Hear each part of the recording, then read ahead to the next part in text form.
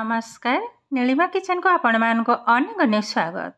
आज मु आपण मानक सहित शेयर करी रसमलाई रेसिपी। यह देखा जेमिति सुंदर खाइबा को बहुत टेस्टी एवं सॉफ्ट मध्य। तेबे भिडियोटी को स्किप न करी प्रथम रु शेष पर्यंत देखिबा अनुरोध। तेबे चलंतु ना आ डेरी करबानी आरंभ करिबा आज रही मजादार रसमलाई रेसिपी।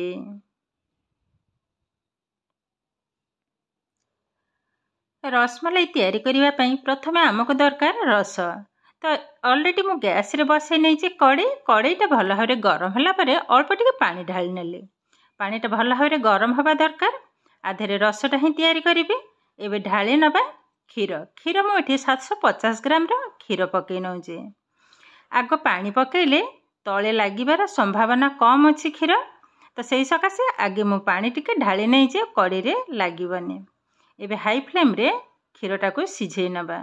एबे आधेरे दे दबा 1 कप चीनी। चीनीटा आपनक पसंद अनुसार मीठा कम बेसी मध्य दे परिबे। सुंदर गोटे फ्लेवर पई ऑरेंज पाउडर को मु हाफ टेबल स्पून पकै नेले। देखंतु भल भाबरे गोळे नउची। एबे क्षीरटा को बसई थाओ। एबे छेनाटा को रेडी करनबा। एठी देखंतु मु ऑलरेडी क्षीर रो छेना छेंडे नै जे। तो एठी मु 1.5 लीटर क्षीर ताको छेंडे छेना पई ए पाखापाखी 250 ग्राम रो हब। एबे छेनाटा को भल भाबरे चकटी नबा। आ ए रसमलाई पई छेनाटा एकदम सॉफ्ट हवा ही दरकार। देखंतु छेनाटा केते सुंदर भाबरे एकदम नरम। भल भाबरे चकटी नेला परे एबे घसी नबा। हाथ रे पापुली साहायरे भल भाबरे ए भली भाबरे टिके घसी नेबी। पाखापाखी 1 रु 2 मिनिट टिके टाइम नै गिरी घसीबा को हबो। एकदम चिकन करनबे। आ जेतेटा चिकन हबो रसमलाईटा सेते सॉफ्ट बनिबो। देखंतु एई भली भाबरे टिके टाइम नै कि करिबा को पड़िबो। एबे देखंतु ए चकटा हमर रेडी हे गलानी। एबे आधेरे मिसै नबा किछि सामग्री। 2 टेबल स्पून आटा। नॉर्मली हमर रोटी जो आटा रे तयारी होय सेई आटा मु 2 टेबल स्पून पकै नेली। आ 1 टेबल स्पून सूजी एठी मु पतला दानार नै जे। आ 1 पिंच खाइबा सोढा। एबे सुंदर गोटे फ्लेवर पई दे दबा ऑरेंज पाउडर। एबे भल भाबरे सब जाक चकटी नबा आग।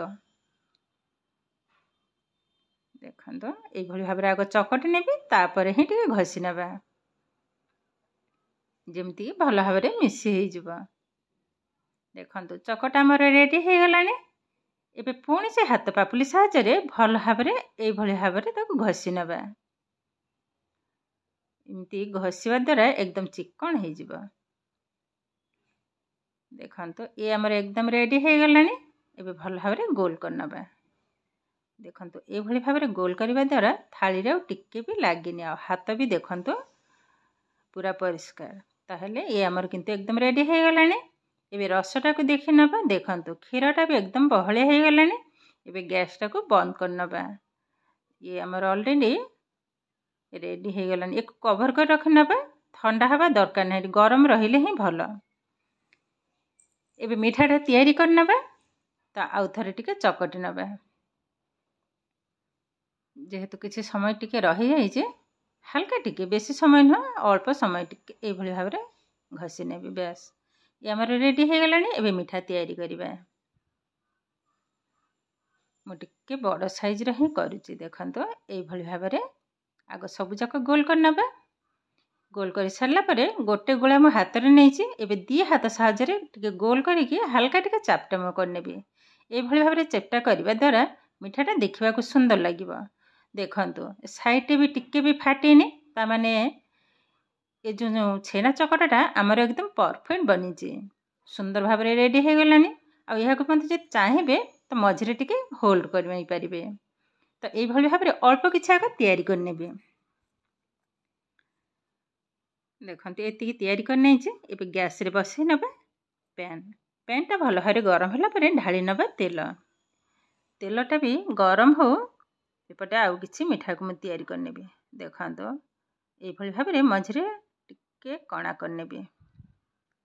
तो ए भली भाबरे कले भी देखिबा को भी सुंदर लागिबा। देखंतो आ टिके भी फाटे नै। देखंतो छेनाटा केते सुंदर भाबरे एकदम स्मूथ बनिचे। तो यही भाव में अल्प किसी मुझे तैयारी करनेबी अधा अधा पछरे ही तैयारी करी जिते छाणीबी। ये तेलटा टी चेक करनबा छोट अल्प खंडे टी पकई नेली।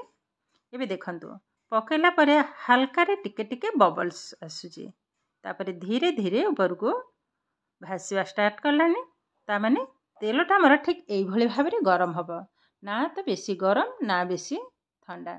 एबे मिठा जक छाणी नबा। देखंतु मिठाटा पकईलारू एकदम धीरे धीरे बबल्स उठुचे। आ जितेबेले भी ये मिठा छाणीबे यही भाव में एक फ्लाट वाला पैन नेबे तो मिठा छाणीबा को बहुत सुंदर हम। देखंतु एतिक ही पकई नेली। एबे धीरे धीरे देखंतु ऊपर को तो भासी उठलानी सांगे सांगे किंतु खड़िका किंबा चामच मारिबिनी नहले भांगी जबार संभावना अच्छे। एबे गोटे चामच साहाय्य हाल्का टिके यही भाव में करनौचे। एबे देखंतु उल्टे नबा गोटे साइड को एकदम केयरफुल तल साइडटा हाल्का टिके कलर आसीगलानी। टिके टाइम लगे किंतु मिठाटा खाइबा को बहुत सुंदर लगे। देखंतु मझिरे मझिरे यही भाव में तल ऊपर करनेबी। फुली जाइए केते सुंदर भाव में देखंतु।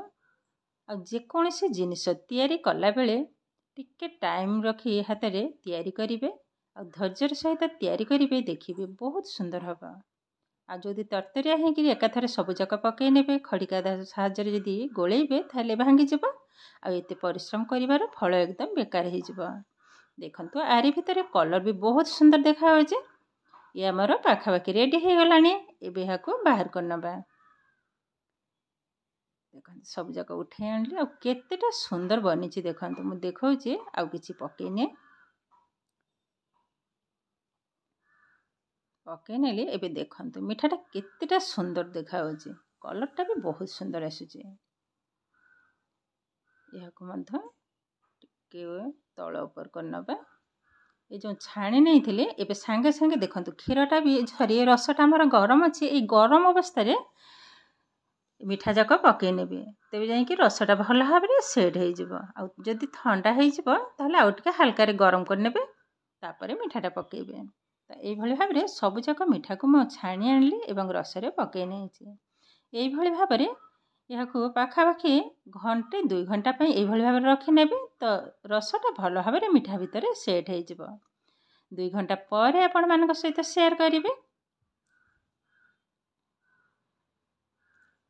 एबे देखंतु पाखापाखि 2 घंटा हो गलानी। मु गोटे मिठा उठेकी देखौछि। देखंतु केतेटा सॉफ्ट बनीची आ रसाळु देखंतु भितरे रसटा भल भाव में सेट हो जाइए। सब मिठा बहुत सुंदर बनीचे। एबे गोटे प्लेट को उठाई नेबे। देखंतु केतेटा सुंदर देखा होची बहुत सुंदर बनीचे। यही भाव में मिठा घरे तैयारी करी पिला मानू खाइबा को दबा सहित निजे खाइबे देखिबे बहुत सुंदर लागिबो। आ केते सुंदर भाव में एकदम अल्प समय रे ढेर सारा मिठा हमर रेडी हो गलानी। रखी नेली प्लेट। एबे रस देदबा मेन होची ए रस। देखंतु केते सुंदर भाव में एकदम रेडी हो गलानी। देखंतु केतेटा सुंदर देखा होची बहुत सुंदर होची। आ एतेटा सॉफ्ट बनीची माने विश्वास भी करि परिबेनी। देखंतु चापी देलारो केते सुंदर भाव में रसटा बाहरी आसुची। ये किंतु आमर प्रस्तुत हो गला आजिर रसमलाई रेसिपी। आजिर भिडियोटी आपण मानकु केमिति लागिला कमेंट करबा को जमा भी भूलिबेनी। आउ जदि भिडियोटी भल लगे लाइक करिवे आपणकर फ्रेंड्स किंबा रिलेटिव को सहित शेयर करिवे। आउ जदि मो चैनल ले नुआ तेबे चैनल टी को सब्सक्राइब करिवे। एमिति आउरी नुआ नुआ भिडियोर नोटिफिकेशन पाइबा पई पाखरे थिबा बेल आइकन को क्लिक करिवे। ताहेले आजि पई रहोइछे पुणी देखा हबो आउ एक नुआ भिडियो रे। नमस्कार।